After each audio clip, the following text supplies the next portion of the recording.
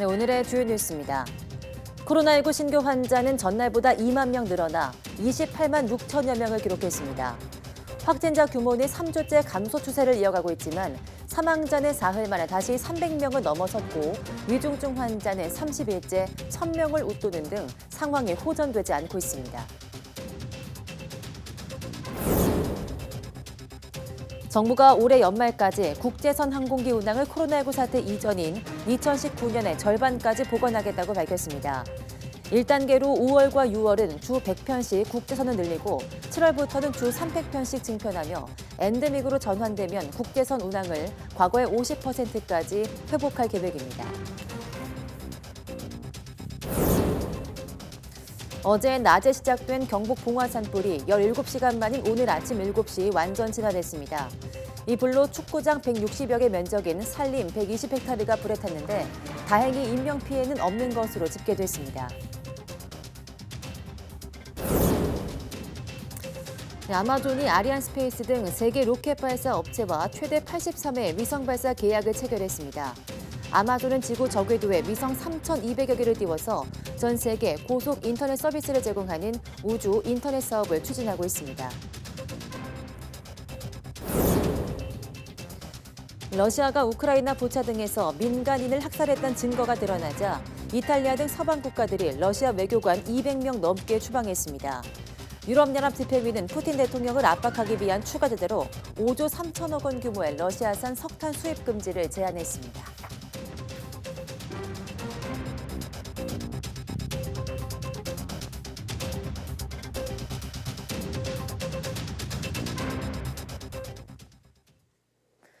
네, 여러분 안녕하십니까? 4월 6일 사이언스 투데이입니다. 코로나19 신규 환자가 이틀째 20만 명대를 기록했습니다. 오늘 0시 기준 확진자는 28만 6,294명으로 전날보다 2만 명 넘게 늘었습니다. 상대적으로 검사 건수가 적은 주말 영향이 사라지면서 확진 규모가 늘어난 것으로 분석됩니다. 다만 전반적인 확산 감소세가 이어지면서 환자 증가폭이 크진 않았습니다. 특히 일주일 전 같은 요일과 비교하면 14만 명 가까이 환자가 줄었습니다. 지역 발생은 28만 6,272명으로 수도권이 50.4%, 비수도권이 49.6%입니다. 완만한 감소세에도 고령층 감염 비중이 높아 피해는 잇따르고 있습니다. 하루 새 숨진 환자는 371명으로 다시 300명대로 크게 늘어 누적 18,000명을 넘어섰습니다. 위중증 환자는 7명 늘어 현재 1,128명으로 30일째 1,000명대입니다. 코로나19 누적 확진자가 1,400만 명을 넘어선 가운데 재택치료자는 134만여 명에 달합니다. 오늘 0시 기준 재택치료 대상자는 134만 4천 명으로 전날보다 3만 5천여 명 줄었습니다.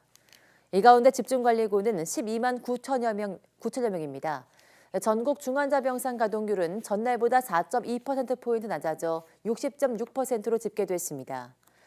수도권 중환자병상 가동률이 58%, 병상수가 적은 비수도권은 66.9%입니다. 네, 코로나19에 확진되면 검사일로부터 7일 동안 격리해야 하는데 정부가 이 기간 단축을 검토하고 있습니다. 일상 회복에 초점을 맞춰서 방역 전략이 조금씩 바뀌고 있는 건데 경증 환자가 입소하는 생활치료센터 운영 중단도 논의하고 있습니다. 이영원 기자입니다. 현재 확진자 격리 기간은 검사일로부터 7일입니다. 바이러스가 전파될 수 있는 최대 기간을 고려한 조치입니다. 감염성 바이러스가 배출되는 최대 기간은 증상 발현 후 최대 8일까지입니다. 거의 7일 이내로 그렇게 발견되었습니다. 이런 바이러스 특성은 그대로인데 정부가 격리 기간 단축을 검토하고 있습니다. 유행 규모 축소에 따라 5일 격리로 줄인 해외 사례를 참고하겠다는 겁니다. 바이러스의 생존력이라든가 이런 것의 가능성보다는 사회 기능 마비를 방지하기 위한 그런 노력들에 있는 것이고 여기에 초점이 맞춰져 있는 상황입니다. 방역적 측면보다는 사회 기능 유지에 초점을 맞춘다는 건데 전문가 의견은 갈립니다. 배출 기간이 짧아진 것도 아니고 그런 근거를 찾을 수도 없는 마당에 5일까지 격리 기간을 줄여버리면 실제로 아픈 사람이 퍼뜨릴 가능성과 아픈 사람이 쉬지 못할 가능성이 다 대두가 되기 때문에 전 바람직한 결정이라고 보지 않습니다.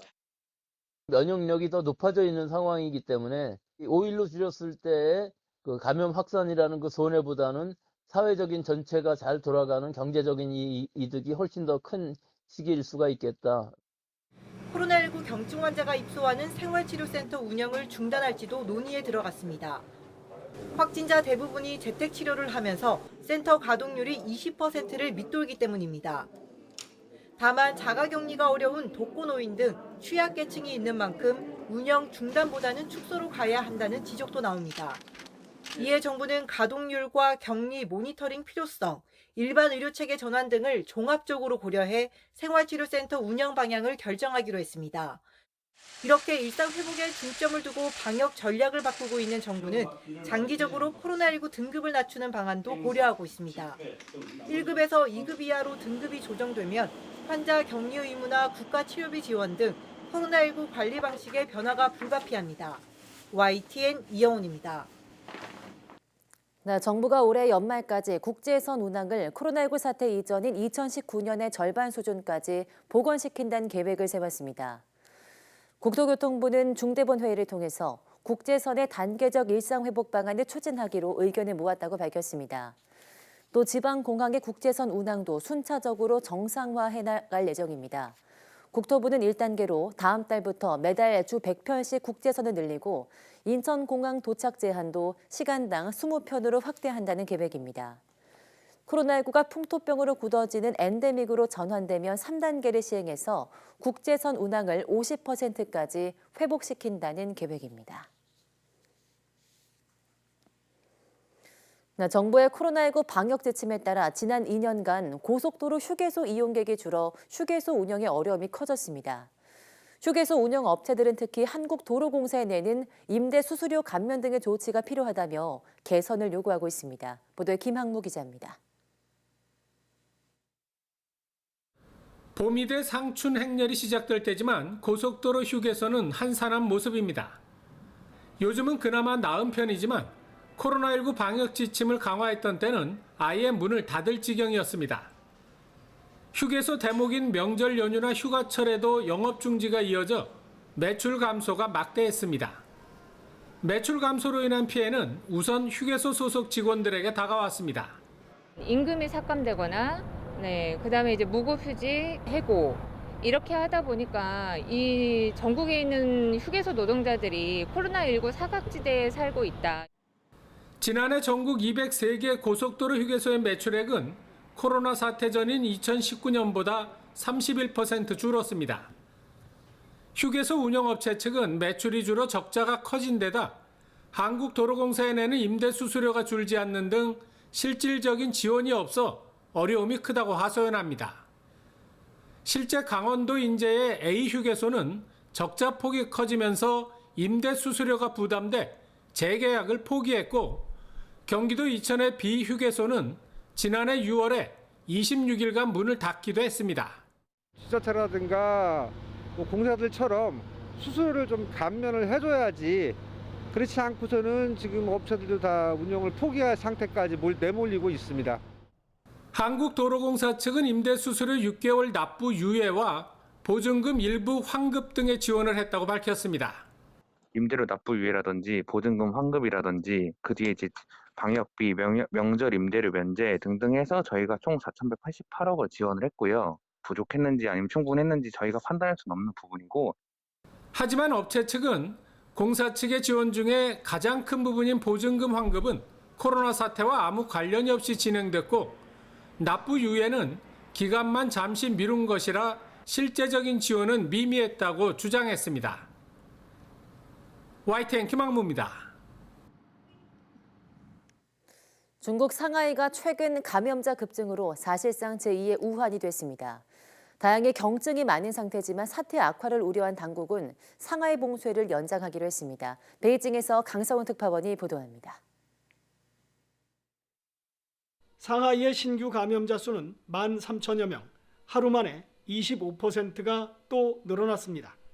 일주일 넘게 도시가 봉쇄되고 있지만 효과는 별로 없습니다. 핵산검사장 분위기도 예민해졌습니다. 상하이를 돕기 위해 각지에서 몰려든 의료진은 4만 명에 육박합니다. 시민 2,500만 명을 전수검사하다 보니 검체량이 폭증해 일부는 주변 도시로 보내지고 있습니다. 대규모 의료진이 파견되고 국가가 총력전에 나선 건 우한 봉쇄 이후 2년여 만에 처음입니다.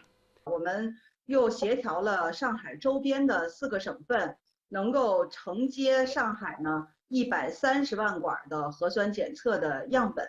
중국의 하루 감염자 수는 16,000여 명으로 2020년 우한 봉쇄 때를 넘어 이미 최다가 됐습니다. 당시 누락된 감염자를 합산하면서 폭증한 날보다도 더 많아졌고 평균으로 따지면 지금이 거의 4배나 많습니다. 상하이는 중국 전체 감염자의 85%를 차지해 사실상 제2의 우한이 됐습니다. 이번에는 경증 감염자가 많다는 게 당시와 다른 점입니다. 다만 중국의 현재 의료 수준으로 급증하는 감염자를 감당할 수 있을지가 변수입니다.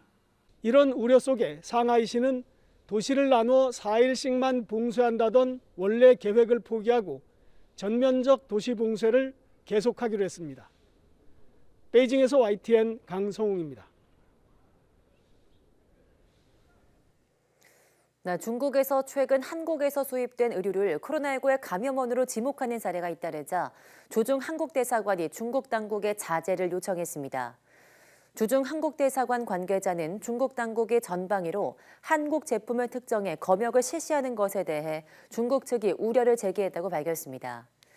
아울러 한국 제품 관련 종사자들이 조속히 생업에 복귀할 수 있도록 과도한 검역이 이루어지지 않도록 해달라고 요청했다고 덧붙였습니다. 앞서 중국 매체들은 베이징의 한국 교민 주요 거주지인 왕징의 한국 옷가게에서 코로나19 확진자가 발생하자 한국산 수입 의류가 감염원으로 보인다고 주장했습니다.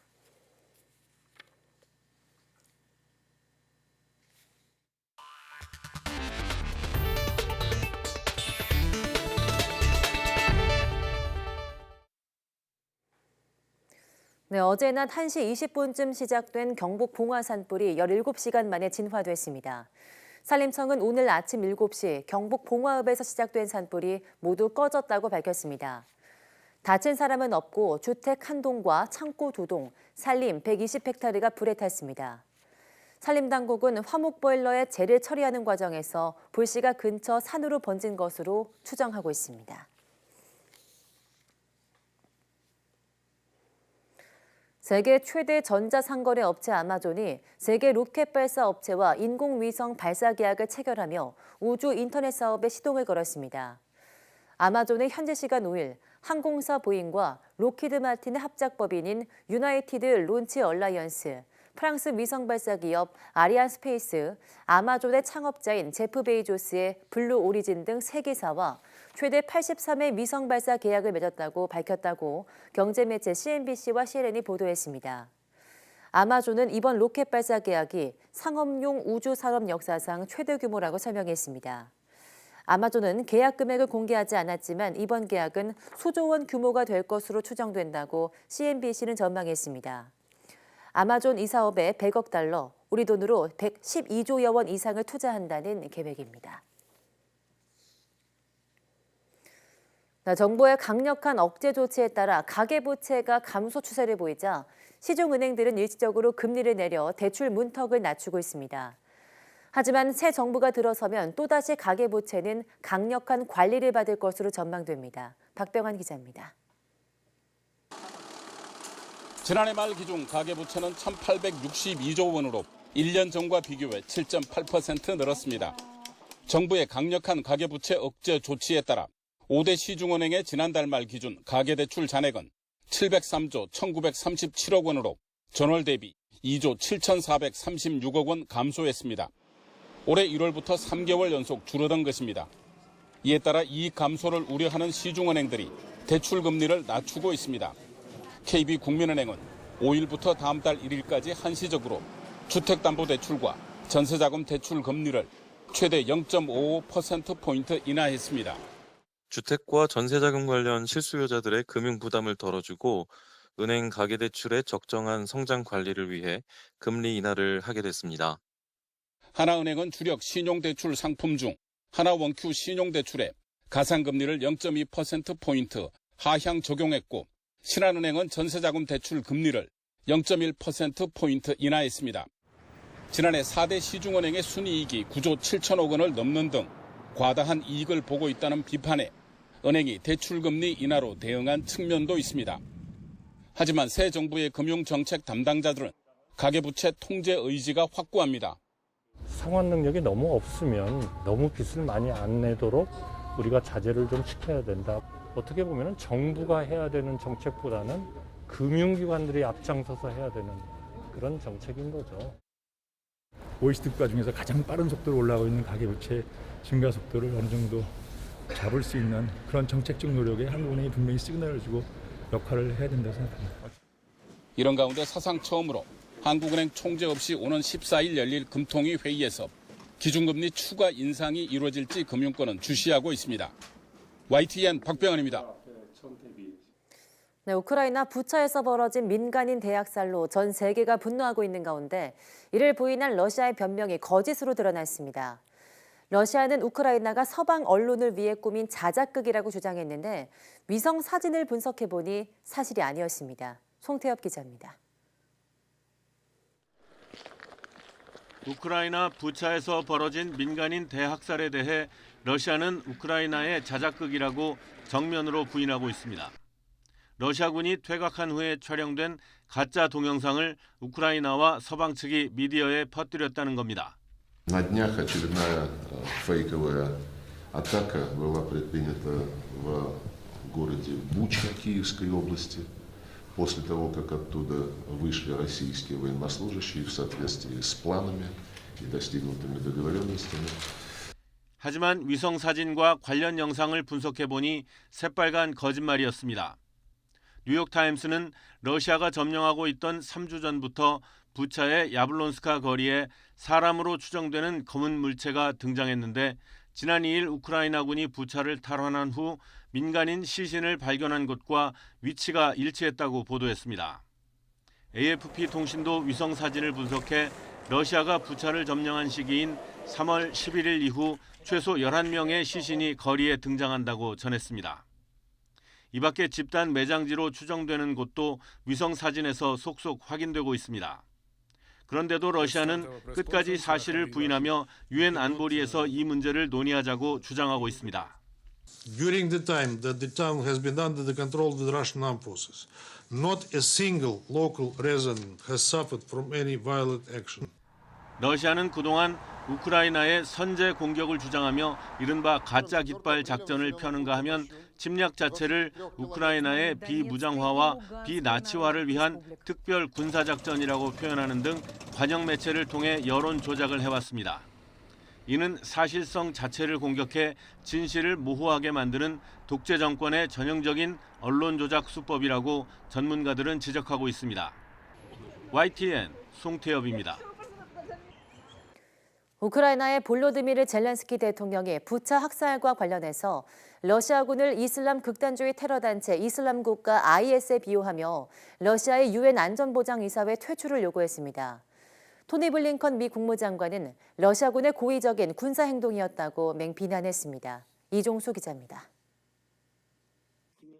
유엔 안보리 회의에서 트레이드마크인 국방색 셔츠 차림의 덥수룩한 모습으로 첫 연설을 시작한 젤렌스키 우크라이나 대통령. 젤렌스키 대통령은 실시간 화상 연설을 통해 최소 300명 이상의 민간인이 살해된 것으로 알려진 부차 학살에 관해 보고했습니다. На сьогодні саме внаслідок дій Росії на території моєї держави, на території України скоюються найстрашніші воєнні злочини за увесь час після. 젤렌스키 대통령은 여성들은 자녀들 눈앞에서 성폭행당한 뒤 살해됐다며 러시아군을 이슬람 극단주의 테러단체 이슬람국가 IS에 빗대 규탄했습니다. Відрізняється від того, що робили терористи ДАІШ на захопленій ними території. 침략 당사자이면서도 거부권 행사로 안보리에 손발을 묶고 있는 러시아를 상임이사국에서 퇴출해야 한다고 촉구했습니다. 블링컨 미국 국무장관은 부차 학살과 관련해 러시아군의 고의적인 군사행동이었다고 강하게 비난했습니다. What we've seen in Bucha is not the random act of a rogue unit. It's a deliberate campaign to kill, to torture, to rape, to commit atrocities. 블링컨 장관은 증거는 세상이 보고 있는 그곳에 있다며 학살 명령자 책임을 물을 것이라고 강조했습니다. 리즈 토르셀 유엔 인권사무소 대변인도 부차 학살과 관련해 민간인을 직접 겨냥한 것으로 보인다고 지적했습니다. 모든 흔적이 희생자들을 직접 겨냥했고 살해했다는 점을 가리킨다며 국제인도주의법 아래서는 고의적인 민간인 살해가 전쟁 범죄라는 점을 강조하고 싶다고 밝혔습니다. YTN 이종수입니다. 네, 러시아를 향한 국제사회의 분노가 폭발하고 있습니다. 러시아군이 우크라이나 수도 키이우 외곽 부차 등에서 민간인을 학살했다는 증거가 속속 드러나자 서방 측은 러시아 외교관을 200명 넘게 추방한 데 이어서 강력한 추가 제재 마련에 착수했습니다. 보도에 김영근 기자입니다. 러시아군이 우크라이나 부차 등에서 민간인을 학살했다는 증거가 드러나자 유럽은 격분했습니다. 이탈리아는 곧바로 러시아 외교관 30명을 추방하겠다고 밝혔습니다. Mia istruzione, il segretario generale del Ministero degli Affari Esteri, l'ambasciatore Ettore Sequi, ha convocato questa mattina alla Farnesina l'ambasciatore della Federazione Russa in Italia. 프랑스와 독일, 스페인과 덴마크, 스웨덴, 체코 등도 같은 결정을 내렸습니다. 라트비아와 에스토니아도 러시아 영사관을 폐쇄하고 소속 외교관들을 추방했습니다. 이틀 사이 추방 결정이 내려진 러시아 외교관은 200명이 넘습니다. Las insoportables imágenes que hemos visto de la matanza de civiles en la localidad ucraniana de Bucha tras la retirada del ejército ruso nos indignan profundamente. Y España exige que los crímenes de guerra sean investigados de forma inmediata y que los responsables sean castigados por ello. 서방 측은 푸틴 러시아 대통령을 압박하기 위한 추가 제재도 서두르고 있습니다. 유럽연합 EU 집행위는 그중 하나로 러시아산 석탄 수입 금지를 제안했습니다. 한 해 40억 유로, 우리 돈으로 5조 3천억 원이 넘는 규모입니다. 아울러 러시아산 석유 수입 금지에 대한 검토 작업도 시작했습니다. We will make them broader and sharper so that they cut even deeper into the Russian economy. 미국을 비롯한 주요 7개국 G7과 북대서양 조약기구 나토 역시 러시아를 옥죄할 새 제재안을 곧 발표할 예정입니다. YTN 김영근입니다. 미국 정부가 우크라이나에 탱크 공격이 가능한 신형 드론 10대를 추가 지원할 방침인 것으로 알려졌습니다. 블룸버그 통신은 복수의 관계자를 인용해서 국방부가 우크라이나에 추가로 지원할 3억 달러, 우리 돈으로 3,600억여 원 규모의 군수품에 신형 스위치 블레이드 드론이 포함된다고 보도했습니다. 스위치 블레이드 드론은 폭탄에 장착해 목표물을 공격하는 자폭 드론으로 이른바 가미카제 드론으로 불립니다. 특히 이번엔 기존에 지원했던 300 시리즈보다 최신형인 600 시리즈가 전달될 것으로 전해졌습니다. 이 모델은 무게가 22.7kg에 달해서 탄두를 탑재한 채 40분가량 39km를 비행할 수 있어 탱크 공격이 가능한 수준이라고 블룸버그는 설명했습니다.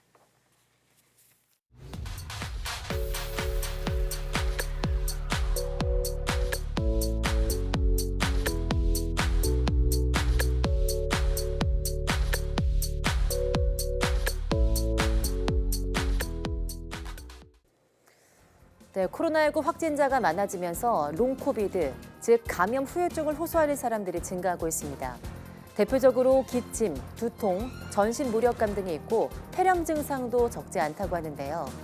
후유증이겠지 하고 그냥 넘어가지 마시고 증세가 악화하거나 고열 호흡곤란 등이 발생한다면 꼭 병원에 방문해서 검사를 받으셔야겠습니다.